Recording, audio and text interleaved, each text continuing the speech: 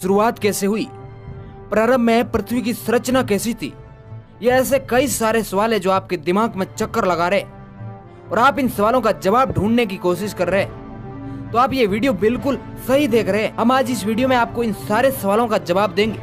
आप ये वीडियो पूरा जरूर देखिएगा। दोस्तों, पृथ्वी की उत्पत्ति के बारे में जानने से पहले आपको आज से लगभग 5 बिलियन साल पहले चलना होगा।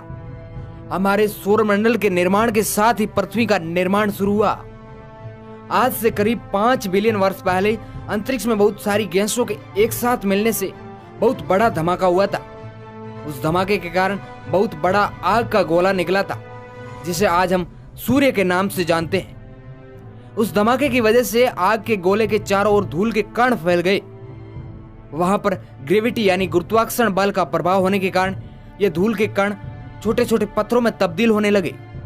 ये पार्टिकल सूर्य के चारों ओर चक्कर लगा रहे थे और ग्रेविटी की वजह से यह पार्टिकल आपस में जुड़ रहे थे, जो सूर्य से थोड़ी दूर जाकर काफी सारे कण एकत्रित हो रहे थे, मतलब कि ग्रह का रूप ले रहे थे। यह कण सूर्य से दूर जाकर एकत्रित होते रहे और सौरमंडल का निर्माण होता गया। इसी प्रकार सौरमंडल में मौजूद सारे ग्रहों का निर्माण हुआ, जिसमें हमारी पृथ्वी भी उपस्थित है। अब तो आप समझ गए कि हमारे सौरमंडल का निर्माण कैसे हुआ। अब बात कर लेते हैं कि पृथ्वी की उत्पत्ति कैसे हुई। वैसे तो आप पृथ्वी की उत्पत्ति के बारे में सौरमंडल के निर्माण से समझ गए, मगर फिर भी इसके बारे में आपको विस्तार से बताएंगे। इस प्रकार से पृथ्वी के मूलभूत ढांचे का निर्माण हुआ।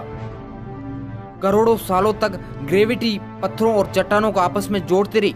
उस टाइम काफी सारे ग्रह सूर्य का चक्कर लगा रहे थे और चट्टानें आपस में टकराने की वजह से धरती एक आग के गोले के रूप में उभर कर सामने आ रही थी। मगर एक समय ऐसा आया जब चट्टानों का आपस में टकराना बंद हो गया। जब नई नई धरती का निर्माण हुआ था, उस वक्त हमारी धरती बहुत ही गर्म थी। धीरे धीरे समय बीतने के साथ साथ पृथ्वी ठंडा होना शुरू हो गई।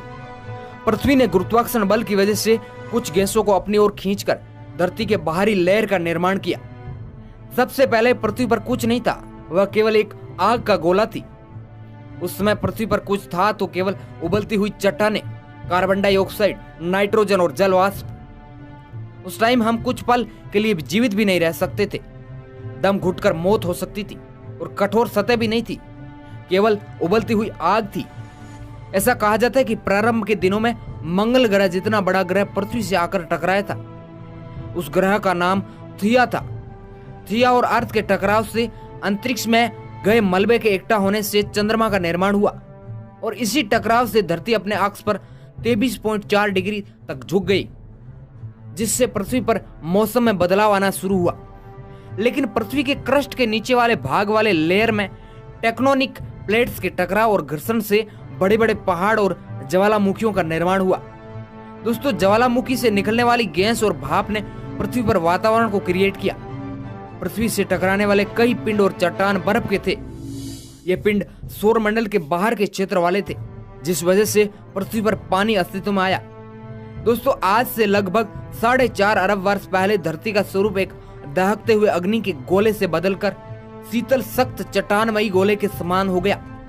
पृथ्वी की उत्पत्ति और उसके ऊपर जीवन का विकास एक बड़ी विचित्र कहानी है। भारतीय वेद पुराणों की माने तो पृथ्वी और ब्रह्मांड के अन्य पिंडों की उत्पत्ति भगवान विष्णु ने की है। इस प्रकार की धारणाएं कई धार्मिक ग्रंथों में अलग अलग प्रकार से बताई गई, मगर विज्ञान इन बातों पर बिल्कुल भी बिलीव नहीं करता है।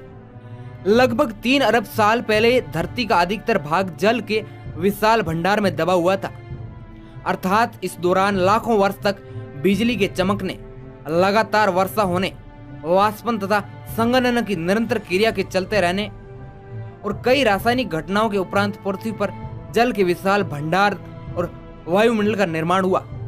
इस समय पृथ्वी पर केवल मौलिक अणुओं तथा संरचनाओं का ही जन्म हुआ था। यहाँ पर जीव जंतु और पेड़ पौधे तो देखने के लिए भी नहीं थे। उसके कई सालों बाद फिर तेजी से जल और थल में जीवन के विभिन्न प्रकार के जीवों का जन्म हुआ तथा विकास प्रारंभ हुआ उनका। इस समय समुद्र के कोने कोने में निम्नतम स्तर के जीवों प्रोटोजोआ, मूंगा, जेलीफिश, शंख, सीप का जन्म हुआ। इसके पश्चात पृथ्वी पर अनेक प्रकार के कीट पतंगे, विभिन्न प्रकार के मांस, घास इत्यादि अनेक प्रकार के जलीय तथा जल स्तर वाले जंतुओं का जन्म हुआ। यहीं से पृथ्वी पर जीव जंतुओं की शुरुआत होती है। उसके बाद एक युग आया जिसका नाम था मीसोजोइक युग। इस युग का कालक्रम 7 करोड़ से 22 करोड़ वर्ष पूर्व का काल था। इस समय पृथ्वी पर जल, थल और नभ में विचरने वाले लाखों सूक्ष्म से लेकर बड़े जीवों का जन्म हुआ और अनेक प्रकार की वनस्पति की प्रजातियों की उत्पत्ति हुई। इस काल को डायनासोरों का काल भी कहा जाता है, क्योंकि इस समय डायनासोरों जैसे विशालकाय जंतुओं का राज था। डायनासोरों के लिए खाने और रहने की उत्तम व्यवस्था मिलने पर इनकी संख्या में बहुत ज्यादा वृद्धि हुई। कई वैज्ञानिक अनुमान से बताते हैं कि लगभग 6 करोड़ वर्ष पहले किसी खगोलीय दुर्घटना के कारण उन सभी बड़े जंतुओं का विनाश हो गया। अब आता है अगला युग। इस युग को आज से 7 करोड़ वर्ष पूर्व तक के इस युग को सीनोजोइक महायुग कहा जाता है। इस युग में काफी सारे जंतुओं का और पेड़ पौधों का विकास हुआ। डार्विन के बताए जैव विकास के अनुसार हमारे पूर्वजों वन मानुष यानी वानर का विकास भी इस युग में हुआ है। आज का जो मनुष्य है वह सबसे पहले बंदर था। कई वर्ष बीत जाने के बाद धीरे धीरे उसकी प्रजाति विकसित होकर मनुष्य का रूप धारण किया और मानव अपने अंदर नए नए बदलाव करते गए और मनुष्य का विकास होता गया। धीरे धीरे करोड़ों वर्षों के बाद आज का जो मानव है वह अस्तित्व में आया। मानव होमो सैंपियन आज के युग का सबसे विकसित प्राणी है। मानव ने अपने बुद्धि के बल से कई नई तकनीकों का खोज किया और आगे भी प्रयास जारी। जीवन के विकास की प्रक्रिया आगे भी चलती रहेगी। इसी प्रकार उत्तम से उत्तम जातियों का अस्तित्व संभव होता रहेगा। यूं देखा जाए तो मानव ने अपने अंदर बहुत ज्यादा परिवर्तन किए। अगर इसी तरह विकास होता रहा तो आगे क्या होगा ये एक कल्पना का विषय है। और अभी भी मानव प्रजाति में विकास आगे की ओर अग्रसर है। इसके ऊपर आपकी क्या राय है हमारे कमेंट बॉक्स में जरूर बताएं। ये वीडियो आपको कैसा लगा? अगर अच्छा लगा तो इसको लाइक जरूर करिएगा। हम आपके सामने ऐसे ही विज्ञान से जुड़े और नॉलेजों से भरपूर वीडियो आपके सामने लाते रहते हैं, तो आप चैनल को सब्सक्राइब जरूर कर लीजिएगा। धन्यवाद।